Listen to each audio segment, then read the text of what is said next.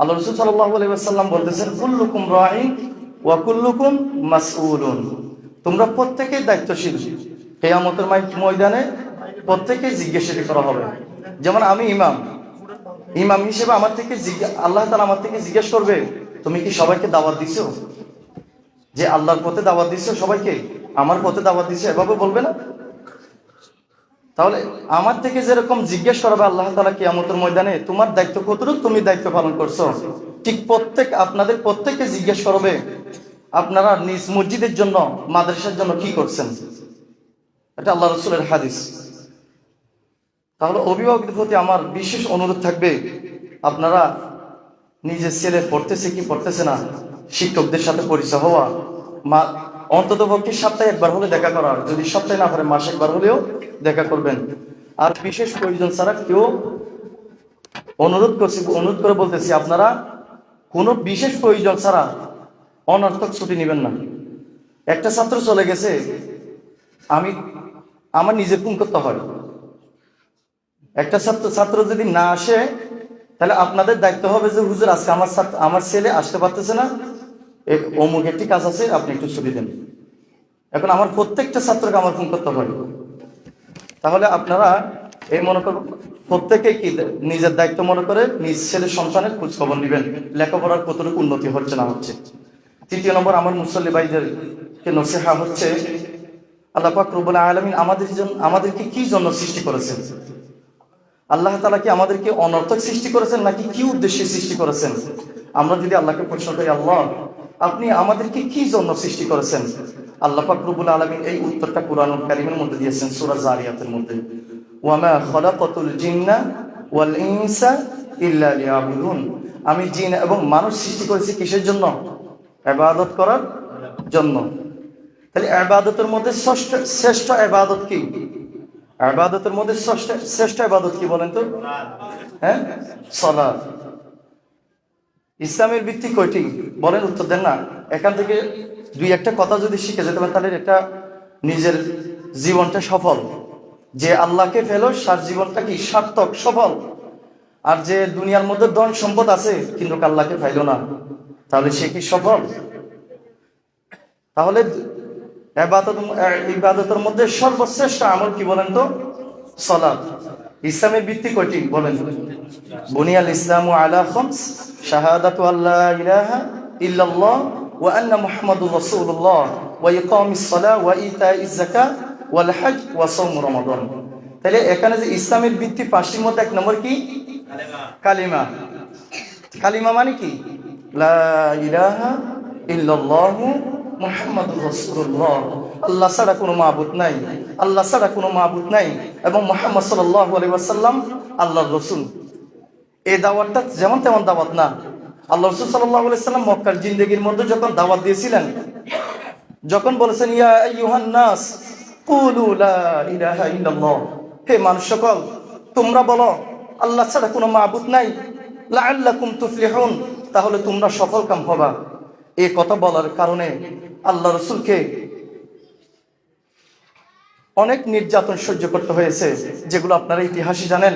এমনকি মুহাম্মদ পাগলা পর্যন্ত বলেছে, এবং নাউজুবিল্লাহি মিন যালিক, এমনকি মক্কার অলিগলিতে পর্যন্ত ছোট ছোট বাচ্চাদেরকে এই মুহাম্মদ সাল্লাল্লাহু আলাইহি ওয়াসাল্লাম এই দাওয়াত দেওয়ার কারণে তার পিছনে ছোট ছোট বাচ্চাদেরকে লেলিয়ে দিয়েছিলেন। কিন্তু উনি দূরতে নির্যাতন সহ্য করতে না পারে পাথরের আঘাতে এক পর্যায়ে একটি গাছের নিচে বসলেন ক্লান্ত হয়ে। তখন হযরত জিবরাইল আলাইহিস সালাম উপস্থিত হয়ে বললেন, ইয়া রাসূলুল্লাহ, ইয়া হাবিবাল্লাহ, আপনি আমাকে নির্দেশ দান করুন, আমি এই জাতিকে ধ্বংস করে দিব, এই দেশটা পর্যন্ত উল্টা দিব। কিন্তু আল্লাহ রাসূল সাল্লাল্লাহু আলাইহি ওয়াসাল্লাম বললেন, আমার উম্মতরা আমাকে চিনে নাই, আল্লাহ তাআলা এদেরকে কি দান করুক? হেদায়েত দান করুক। তাহলে আল্লাহ রাসূল সাল্লাল্লাহু আলাইহি ওয়াসাল্লাম বদদুয়া দেন নাই, কিসের দোয়া করেছেন? হেদায়েতের দোয়া করেছেন।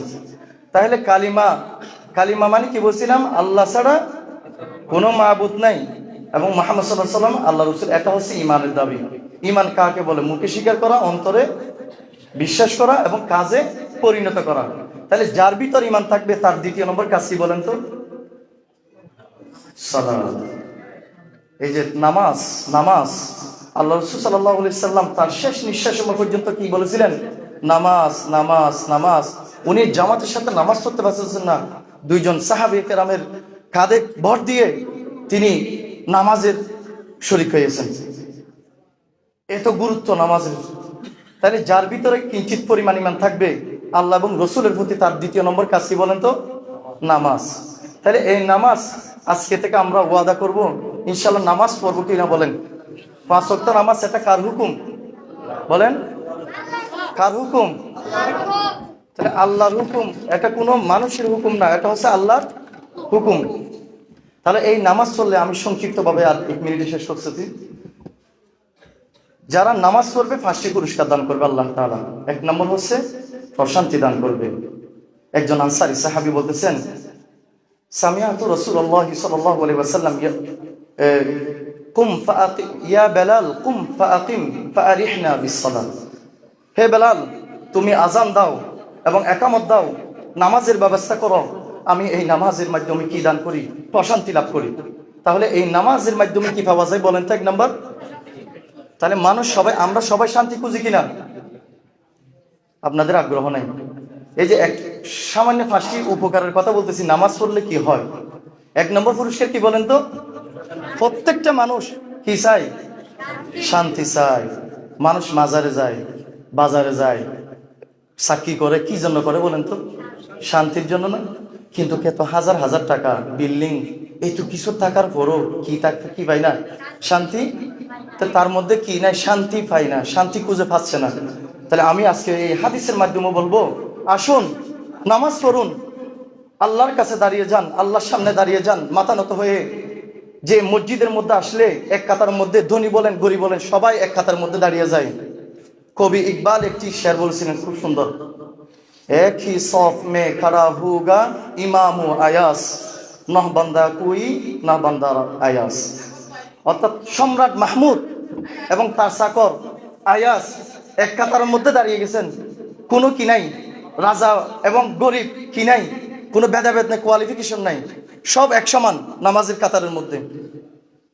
তাহলে এই নামাজের মাধ্যমে 1 নম্বর কি পাওয়া যায়? শান্তি পাওয়া যায়। 2 নম্বর আল্লাহ প্রদত্ত নূর পাওয়া যায়। বলেন সুবহানাল্লাহ। আল্লাহ প্রদত্ত কি পাওয়া যায়? নূর পাওয়া যায়।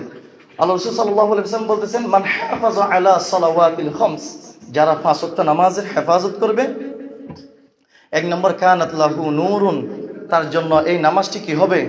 নূর হবে। এবং ওয়া বুরহানুন, এবং তার জন্য দলিল হবে। 3 নম্বর ওয়া নাজাতান ইয়াউমাল কিয়ামা, কিয়ামতের মাঠে মুক্তির সনদ হবে।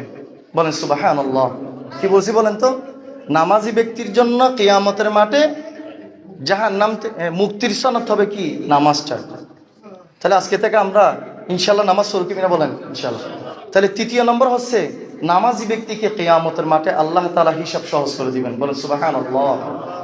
হাদিসের মধ্যে আছে, এটা নাসাই শরীফের 466 নম্বর হাদিস, ইন্না আউয়ালা মা ইউহাসাবু বিহিল আবদু বিসলাতিহি ফাইন সালাহাত ফাকাদ আফলাহা ওয়া আনজাহা ওয়া ইন ফাসাদাত ফাকাদ খাবা ওয়া খাসিরা।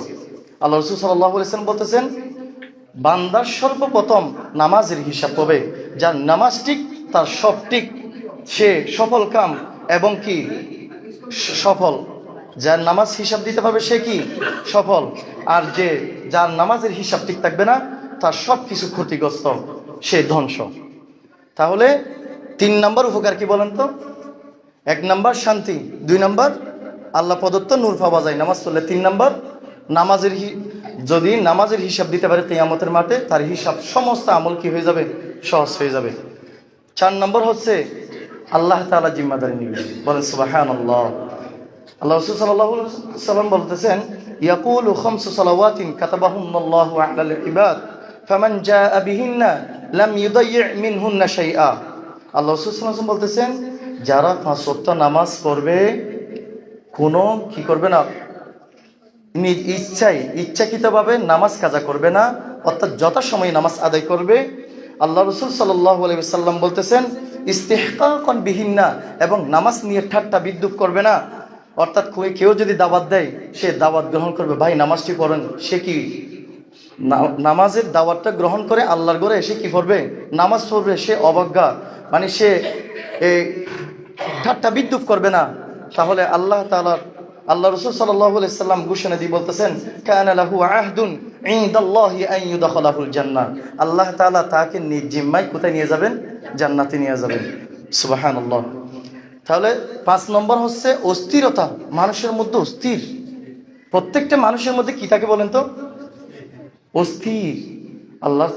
আল্লাহ তাআলা সূরা মাআরিজের মধ্যে বলতেছেন ইন্নাল ইনসানা খুলিকা হালুয়া, আমি মানুষকে সৃষ্টি করেছি অস্থিরতা নিয়ে। হায় হায় হায়, যা মানুষ মৃত্যুর আগেও বলেছে কি আমার একটি মেয়ে আছে, এটা যদি বিয়ে দিতে পারতাম তাহলে আমি শান্তি পাবো, কিন্তু বলে না যে আমি যদি নামাজ পড়তে পারতাম আজকে থেকে তাহলে শান্তি পাবো, সেটা বলে না। আমার একটি ছেলে আছে, যদি বিদেশ পাঠাইতে পারি আর মেয়েকে যদি বিয়ে দিতে পারি তাহলে আমি মরে গিয়েও শান্তি পাবো, এ কথা বলে। কিন্তু বলে না যে আজকে থেকে আমি নামাজ পড়বো, যতদিন পর্যন্ত আমি নামাজ পড়বো না কবরে গিয়ে আমি শান্তি পাবো না, সে কথা বলে না কেউ। তাহলে মানুষের মধ্যে কি থাকে? একটা অস্থিরতা। প্রত্যেকটা মানুষের মধ্যে কি থাকে? অস্থিরতা। আল্লাহ রাসূল সাল্লাল্লাহু আলাইহি ওয়াসাল্লাম বলতেছেন যারা নামাজ